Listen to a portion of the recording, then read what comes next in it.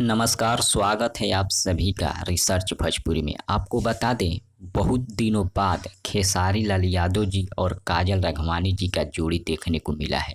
जी हाँ दोस्तों, एकदम जोड़ी देखने को मिला है बहुत दिनों बाद। बहुत लोग तरस गए थे काजल राघवानी और खेसारी लाल यादव जी का जोड़ी देखने के लिए। आपको बता दें, वर्ल्ड वाइड रिकॉर्ड से एक बहुत ही ज़बरदस्त वीडियो गाना रिलीज किया गया है। बापजी फिल्म का गाना है और गाने का बोल है, तू झूठी तेरा प्यार झूठा। जी हाँ, तू झूठी तेरा प्यार झूठा गाने का बोल है।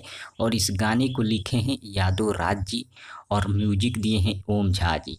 आपको बता दें, इसे गाए हैं खेसारी लाल यादव जी और साथ में खुशबू तिवारी केटी ने। काफ़ी ज़बरदस्त गाना है, एक बार आप लोग जाकर ज़रूर सुनिए। वर्ल्ड वाइड रिकॉर्ड भोजपुरी से इस गाने को रिलीज किया गया है और पाप जी मूवी का गाना है। काफ़ी ज़बरदस्त गाना है। जो लोग सुन लिए हैं कमेंट के जरिए ज़रूर बताइए गाना कैसा लगा और खेसारी लाल यादव और काजल राघवानी का जोड़ी कैसा लगा। तब तक मिलते हैं अगले वीडियो में। धन्यवाद दोस्तों।